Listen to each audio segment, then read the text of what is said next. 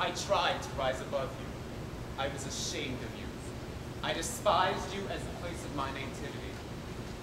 And there in Rome, amongst the artists, speaking Italian, speaking French, I seemed to myself at times to be free of every trace of my origin. I seemed to be reaching the heights of art, to breathe the air that the masters breathe. But still, they pass my work and say, "What are you driving at, my friend?" Sometimes, the face looked like Apollo. At others, it had a trace of whiteness. There was no culture in Squid River, and I burned with shame and held my peace. What else could I do? All covered over and weighted down with the western soil, except aspire and pray for a new birth in the world, with all the Spoon River rooted out of my soul. Maurice, weep not. I am not here under this pine tree. The balmy air of spring whispers through the sweet grass. The stars sparkle, the whippoorwill calls. But thou grievest, while my soul lies rapturous in the blessed nirvana of eternal light. Go to the good heart that is my husband, who broods upon what he calls our guilty love. Tell him that my love for you, no less than my love for him, wrought out my destiny. That through the flesh I won spirit, and through spirit, peace. There is no marriage in heaven, but there is love. Herbert broke our engagement of 8 years when Annabelle returned from the seminary. Me. If I would have left my love for him alone, it might have blossomed into a beautiful sorrow, but who knows? Filling my life with a healing fragrance, but I tortured it. I poisoned it. I turned its eyes and they became hatred. Deadly ivy instead of clementis. My soul fell from its support. Its tendrils tangled in its decay. Do not let the will play gardener to your soul unless you are sure that it's wiser than your soul's nature.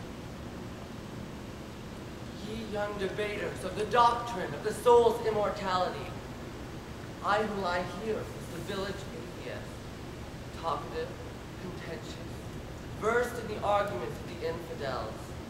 But through a long sickness, coughing myself to death, I read the Upanishads and the poetry of Jesus. And they lighted a torch of hope and intuition and desire that which the shadow, leading me swiftly through the caverns of darkness, could not extinguish. Listen to me, ye who live in the senses, and who think in the senses only. Immortality is not a gift. Immortality is an achievement. And those who strive mightily for it shall possess it. We quarreled that morning, for he was 65, and I was 30, and I was nervous and heavy with the child whose birth I dreaded. I thought over the last letter written me by the young estranged soul, whose betrayal of me I had concealed by marrying the old man. So then I took the morphine and sat down to read. Across the blackness that came over my eyes, I see the flickering light of these words, even now. And Jesus said unto him, verily, I say unto thee, today thou shalt be with me in paradise. I know that he told that I snared his soul with a snare which bled him to death. And all the men loved him, and most of the women pitied him.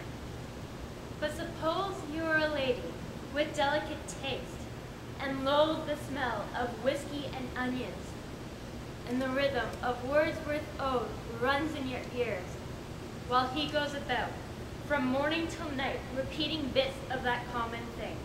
Oh, why should the spirit of mortal be proud? And then, suppose you are a woman, well endowed, but the only man with whom the law and morality permit you to have a marital relation with is a man that fills you with disgust. Every time you think of it, when you think of it, every time you see him. That's why I shoved him away from home to live with his dog in a dingy room back of his office. I would have been as great as George Eliot, but for an untoward fate. For look at the photograph of me made by Pennywit. Chin resting on hand, and deep-set eyes, gray too and far searching. But there is the old, old problem. Should it be celibacy, matrimony, or unchastity? Then John Slack, the rich druggist, wooed me, luring me with the promise of leisure for my novel. Then I married him and had 8 children, had no time to write. It was all over for me anyway, while I ran the needle in my hand, while washing the baby's things. Hear me, ambitious souls. Sex is the curse of life. At first, I suspected something. She acted so calm and absent-minded. Then one day I heard the back door slam as I entered the front, and I saw him run through the field and hide back in the smokehouse, and I meant to kill him on sight. But that day, walking near Fourth Bridge without a stick or stone at hand, I saw him there, standing, scared to death, holding his rabbits. And I looked at him, and all I could say was, don't, don't, as he took aim and fired at my heart. Silent for the jury, returning no words when the judge asked if I had aught to say against my sentence, only shaking my head. But what could I say to people who thought that a woman of 35 was at fault when her lover of 19 killed her husband? Even though she had said to him over and over again, "Go away, Elmer! Go far away! I have maddened your brain with the gift of my body. You will do some terrible thing." And just as I feared, he killed my husband, with which I had nothing to do, before God, silent for 30 years in prison. The iron gates of Joliet swung, as gray and silent trustees carried me up the coffin. What but the love of God could have softened and made forgiving the people as the river, toward me, who wronged the bed of Thomas Merritt and murdered him beside? O loving heart that took me in again when I returned from 14 years in prison, O helping hands that in the church received me and heard with tears my penitent confession, who took the sacrament of bread and wine. Repent, ye living ones, and rest with Jesus. My life's blossom might have bloomed on all sides, save for a bitter wind which stunted my petals, on the side of me which you in the village could see. My flowering side you never saw. Ye living ones, ye are fools indeed, who do not know the ways of the wind, or the unseen forces that govern the processes of life. The boys and girls still go to Seaver's for cider after school in mid-September, or stop to gather hazelnuts among the thickets on Aaron Hadfield's farm when the frosts began. For many times with the laughing boys and girls played I along the hills and over the roads. When the sun was low and the air was cool, stopping to club the walnut tree, standing leafless against the flaming west. Now, the smell of the autumn smoke, and the dropping acorns, and the echoes about the vales, bring dreams of life. They hover over me. They question me. Where are those laughing comrades? How many are with me? How many in the orchards along the way to Seaver's, and in the woods that overlook the quiet waters? The secret of the stars, gravitation. The secret of the earth, layers of rock. The secret of the soil, to receive seed. The secret of the seed, the germ. The secret of the man, the sower. The secret of the woman, the soil. My secret, under a map that you shall never find. Nils Hoheimer ran away to the war the day before Colonel Trenery swallowed a warrant from Justice Arnott for stealing hogs. But that's not the reason he turned a soldier. He caught me running with Lucius Sackerton. We quarreled and I told him never again to cross my path. Then he stole the hogs and went to the war. Back of every soldier is a woman. I am Minerva, village poetess, hooted at and jeered by the yahoos on the street. For my heavy body, cockeyed and rolling walk, and all the more when Butch Weldy captured me after the brutal hunt. He left me to my fate with Dr. Myers. I sank into my death, growing numb from the feet up, like one stepping deeper and deeper into a stream of ice. Will someone please go to the village newspaper and gather into a book the verses that I wrote? I thirsted so for love. I hungered so for life.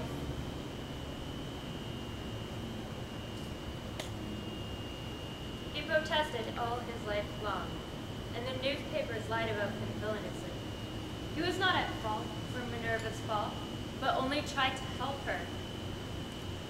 Poor soul, so sunk into sin, could not see that even trying to help her, as he called it, he had broken the law, human and divine. Passers-by, an ancient admission to you.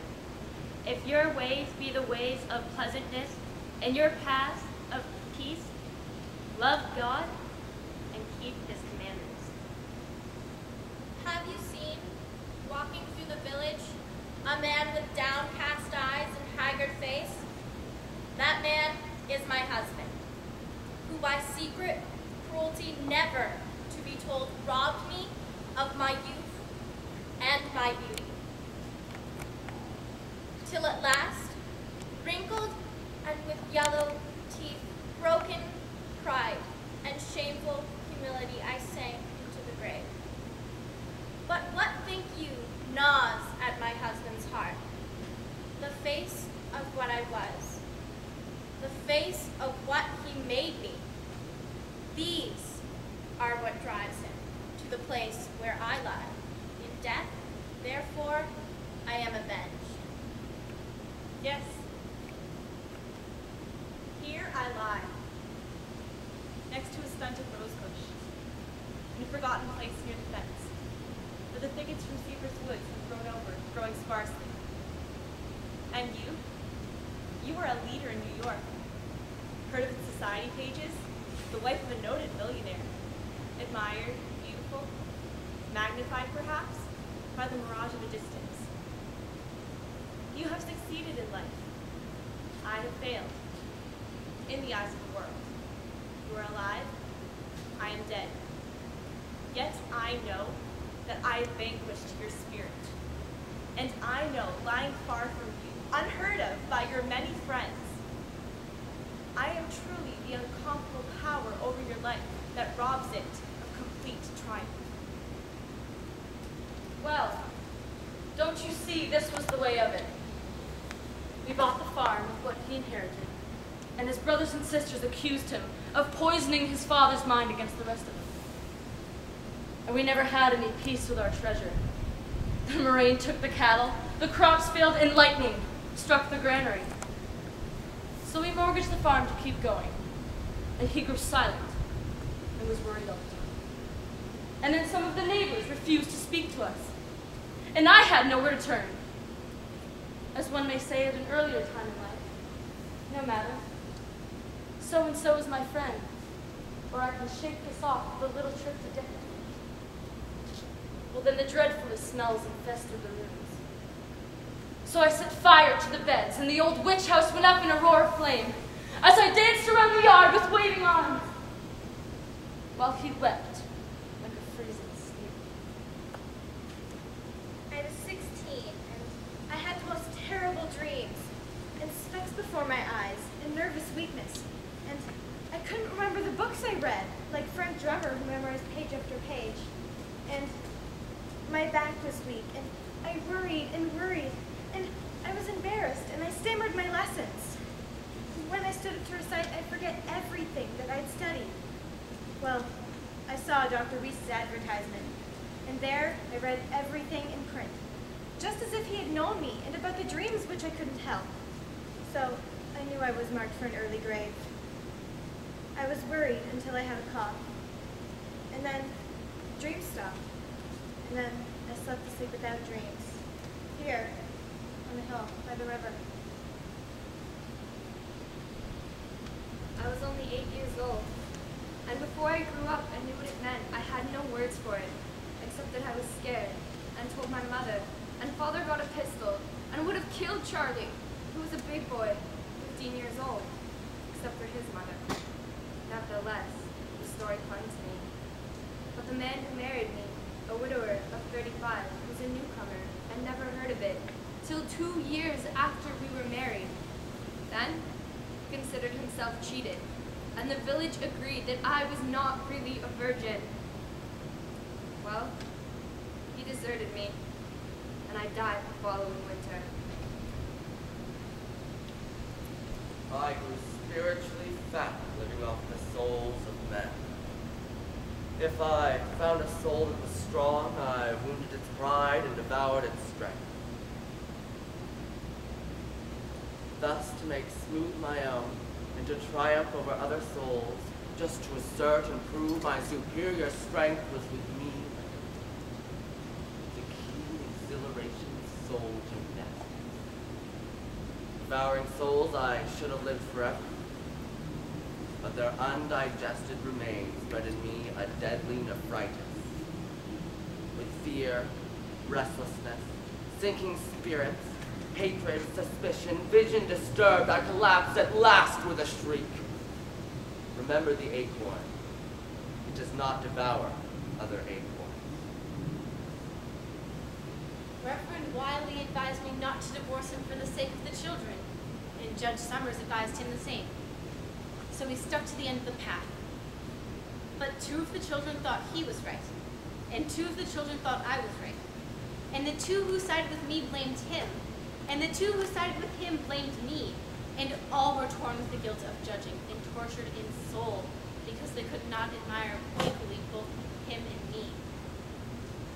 Now every gardener knows that plants grown under cellars and under rocks are twisted and yellow and weak, and no mother would let her child suck diseased milk from her breast. And yet preachers and judges advise the raising of souls where there is no sunlight, but only twilight. No warmth, but only dampness and cold. Preachers and judges. Dust of my dust, and dust with my dust. O child who died as you entered the world, dead with my death, not knowing breath, though you tried so hard with a heart that beat while you lived inside me, and stopped when you left me for life. It is well, my child, for you never traveled the long, long road that begins with school days, when little fingers blur under the tears that fall on crooked letters, and the earliest wound when a little mate leaves you for another, and sickness, and the face of fear by the bed, the death of a father or mother, or shame for them, or poverty. The maiden sorrow of school days ended, and eyeless nature, which makes you drink from the cup of love, though you know it's poisoned. To whom would your flower face be lifted? Botanist, weakling? Cry of what blood to yours, pure or foul, for it makes no matter. It is blood that calls to our blood. Child, child. Death is better than life. I was a peasant girl from Germany, blue-eyed, rosy, happy and strong. And the first place I worked was at Thomas Green's. And on a summer's day, when she was away, he stole me into the kitchen and took me right in his arms and kissed me on the throat. And I turned my head. Then neither of us seemed to know what had happened. And I cried for what would become of me. And I cried, and I cried, as my secret began to show. And one day, Mrs. Green said she understood, and she would make no trouble for me, and being childless, would adopt her. He had given her the farm to be still, and she stayed in the house and sent out rumors, as if it were going to happen to her. And all went well, and the child was born. They were so nice to me. Later, I married Gus Wortman, and years passed. But at political rallies, when sitters-by thought I was crying at the eloquence of Hamilton Green, that was not it. I wanted to say, that's my son. That's my son. Where is my boy? Boy, in what far part of the world? The boy looked best of all in the school. And I, the teacher, the old maid, the virgin heart. Did I know my boy aright? Thinking of him as a spirit of flame, active, ever aspiring? My boy, wherever you are, work for your soul's sake, until all the clay of you and all the dross of you yield to the fire of you, until that fire is nothing but light. Nothing but light. There is something about death, like love itself. If with someone with whom you've known passion and a glow of youthful love, You also, after years of life together, feel the sinking of the fire, and thus fade away together, gradually, delicately, faintly, as it were each other's arms. passing through the familiar room, That is in unison between the souls. like books. Passerby. To love is to find your soul through the soul of the beloved one.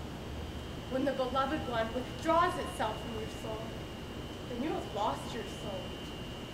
It is written, I have a friend, but my sorrow has no friend. Hence my long years of solitude at the home of my father, trying to get myself back and to turn my sorrows into a supremer self. But there is my father with his sorrows, sitting under the cedar tree, a picture that sank into my heart at last, bringing infinite repose. O ye souls who have made life fragrant and white as two roses, from earth's dark soil, eternal peace. At first, you may not know what they mean, and you may never know. We may never tell you.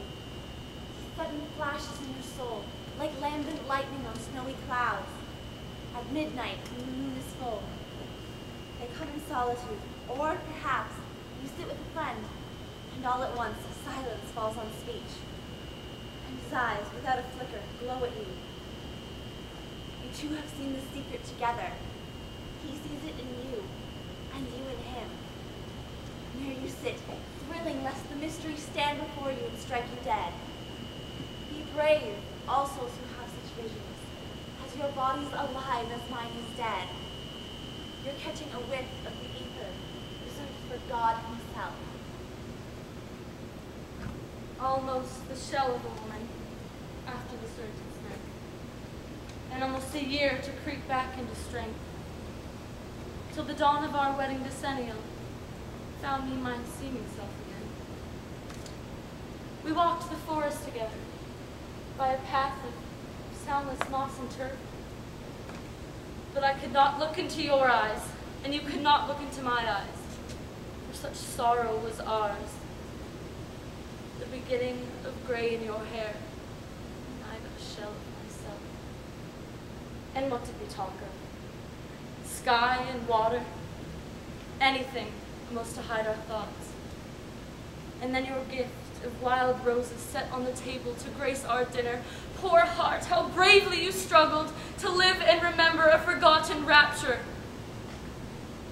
And my spirit drooped as the night came on, and you left me alone in my room, as you did when I was a bride. And I looked in the mirror, and something said, one should be all dead when one is half dead, nor ever mock life, nor ever cheat love. And I did it there, looking in the mirror. Dear, have you ever understood? Not where the stairway turns in the dark, a hooded figure shriveled under a flowing cloak. Not yellow eyes in the room at night, staring out from a surface of cobweb gray. And not the flap of a condor wing as the roar of life in your ears begins, as a sound heard never before. But on a sunny afternoon, by a country road, where purple ragweeds bloom along a straggling fence, the field is clean and the air is still, to see against the sunlight something black, like a blot with an iris ring. That is the sign to eyes of second sight, and that I saw. I've lost my patronage in Spoon River, trying to put my mind into the camera, to catch the soul of the person. The best picture I ever took was of Judge Summers, attorney at law. He had me wait till he got his cross-eye straight. Then when he was ready, he sat upright and said, "All right." And I yelled, "Overruled!" And his eye turned up. And I caught him just as he used to look when saying, "I accept." We stand about this place. We the memories, and shade our eyes for we dread to read. June 17th, 1884, aged 21 years and 3 days. And we the memories stand here for ourselves alone, for no eye marks us or would know why we are here. Your husband is dead, your sister lives far away, your father is bent with age. He scarcely leaves the house anymore. No one remembers your exquisite face, your lyric voice, how you sang even on the morning you were stricken, with piercing sweetness and thrilling sorrow, before the advent of the child that died with you.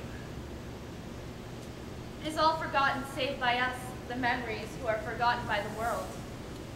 And all things are changed, save the river and the hill. Even they are changed. Only the burning sun and the quiet stars are the same. And we the memories, stand here in awe, our eyes closed with the weariness of tears, in immeasurable weariness.